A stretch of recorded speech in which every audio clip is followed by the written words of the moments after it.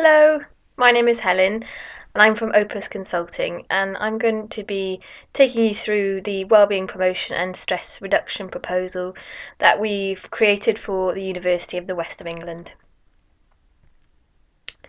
So first of all, just outlining the objectives of this pitch. Firstly, we want to identify some potential areas of intervention from the UE stress and wellbeing reports that you provided to us. Secondly, offer some potential evidence-based approaches to support wellbeing and reduce the stress of staff at UE. And finally, indicate how Opus and UE might manage these interventions together. Okay, just to review some context here when thinking about tackling workplace wellbeing and stress at UE. So as you know, UE is a large and diverse staff force, so around 3,500 staff members, consisting of faculties and services staff. So lots of different needs within those work groups, which need to be considered. However, there are some strengths already when thinking about wellbeing at UE. UE has an established wellbeing service and policies encouraging healthy working practices as well already in place. The recent staff survey had a good response rate, which is great, and even just contacting us shows your willingness to support wellbeing of staff at UE, which is a brilliant start. Okay, just to give a quick overview of some important points around stress and wellbeing at work. So we know that wellbeing is more than just the absence of ill health, but also the presence of positive feelings and functioning. And we know that employee stress is influenced by both work and non-work demands. So work stress is inevitable, it's a fact of life, it happens in organisations, but it can be managed. When thinking about stress and well-being, we know that the two are intimately linked, so it's about thinking about complementary strategies whilst understanding how each component, both stress and well-being, contribute uniquely to an individual's flourishing in their working life. So organisations and employees have a responsibility in partnership to cultivate well-being. So organisations have a responsibility to provide the conditions for individuals to thrive and flourish and protect them from harm.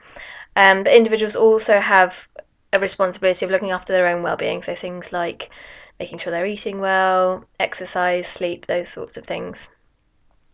Mental health preservation and enhancing positive aspects of work do require distinct approaches, so they have been separated as part of this presentation, so we'll be discussing those more towards the end.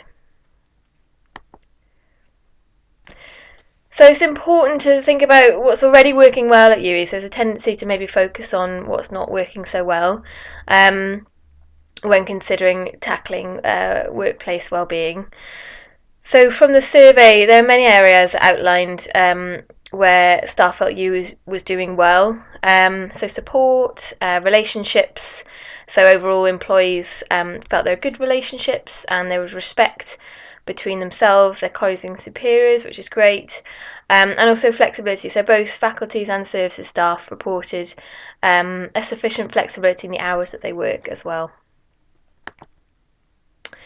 So some areas identified as potential points of intervention. So across faculties and services, there seem to be quite a few reports around perceptions of lack of control. So around the staff voice being heard and maybe challenging some established procedures in the larger organisation. Many staff as well not always feeling involved in UE change processes as well, so that's something that we look to tackle. Within faculty specifically, work demands, so coping work-life balance, were identified as potentially problematic areas. And within services, there was a lot of respondents indicating that maybe they didn't have the resources currently to do their job as well as they maybe could be. We will also be covering some mental health and bullying strategies later on in the presentation as well. So when considering improving well-being or promoting well-being and reducing stress at UE, we took a multi-level approach. So we know multi-level approaches to well-being intervention is the most effective. So distinct approaches to promoting positive aspects of work and the prevention and reduction of mental illness. So we're thinking about intervening at organisational individual levels, and also thinking about combining primary preventions to reduce job stressors generally and secondary interventions to strengthen workers' abilities to withstand stresses. It's also important that we consider that solutions are going to be unique to work contexts. That's something we've beared in mind as well. So first of all, thinking about the organisation as a whole, so at the organisational level of staff in general, the results from the stress and wellbeing survey seem to indicate that appreciative inquiry might be a good approach to tackling perceptions of work control, to increase opportunities for decision making and autonomy. So the evidence suggests that this might be a good approach for UE, considering what we know. So appreciative inquiry comes from the positive psychology school of thought, and it's based around asking positive questions, strengthening positive potential, and creating change. So it's a strength-based approach. So as opposed to sort of fixing what's wrong, it's about enhancing strengths that already exist, that we know we've already identified some already in terms of support and relationships at UE. Future inquiry is a specific form of appreciative inquiry, and it's about acknowledging views of all stakeholders, generating respect for what has been done well. So by identifying something that the staff would like more of, it's a recognition that that already exists in some way in UE already. So it's about that shared aspirational view of the future and identifying plans, actions to move towards that collectively. So the evidence tells us that this form of intervention can promote mental health by developing positive aspects of work as well as worker strengths and positive capacities. So promoting job control, commitment to organisational change, and we know from the broaden and build model by Fredrickson that positive emotions are contagious and contribute to subjective well-being and organisational functioning as a whole. So lots of positive outcomes from this kind of approach. So we would propose that we planned and would facilitate appreciative inquiry summit over the space of 5 days. So a summit is effective for large organisations, so it's trying to bring in as many people across the organisation as possible, and virtual participation has also been successful, so that's something that we would consider at UE to ensure that people can be involved in the discussion.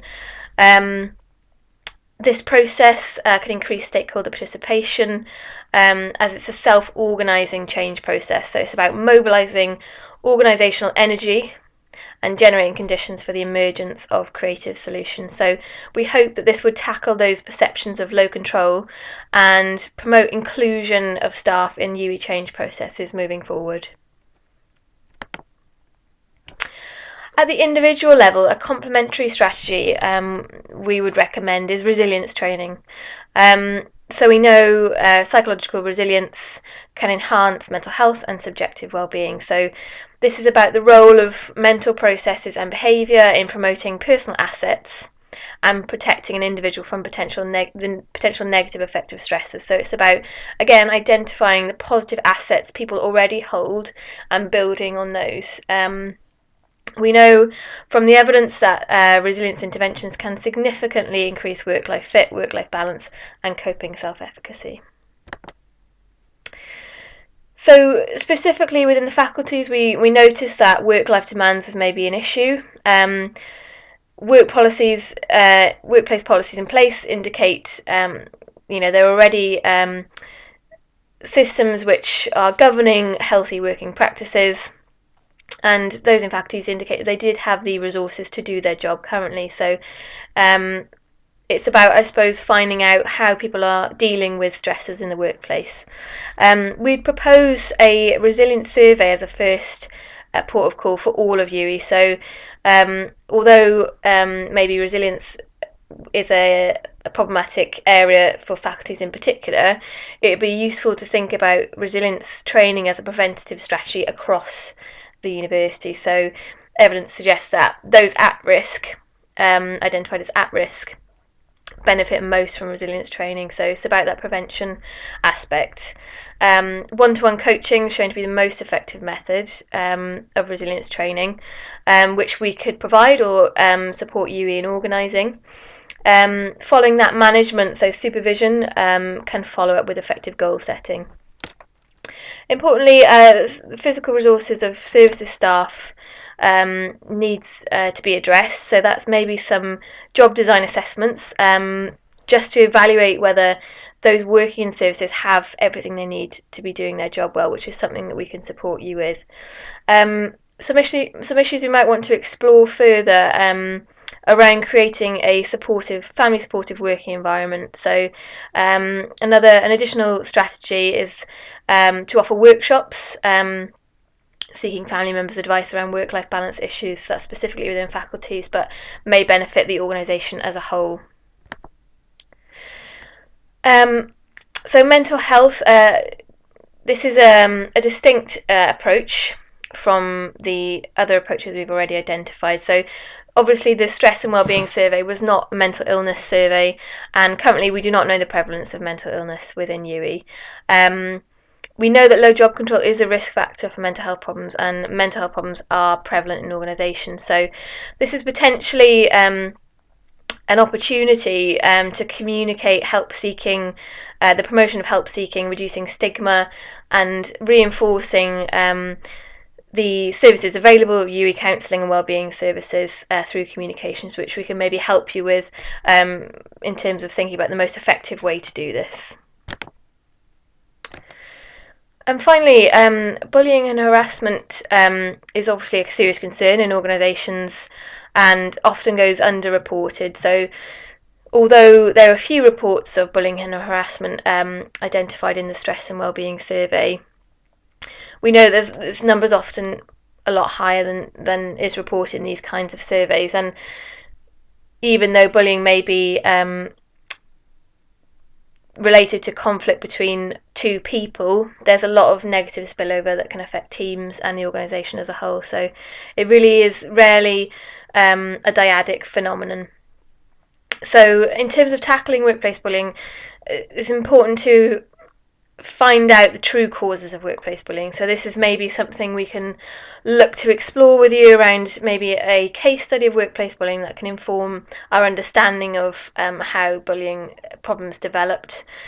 We know that psychosocial factors such as leadership and low job control are important, as well as stressful work environments can contribute to bullying behaviours. So we may find that strategies to reduce bullying are found in these strategies we've already mentioned in terms of promoting work-life balance and creating a positive work climate as well.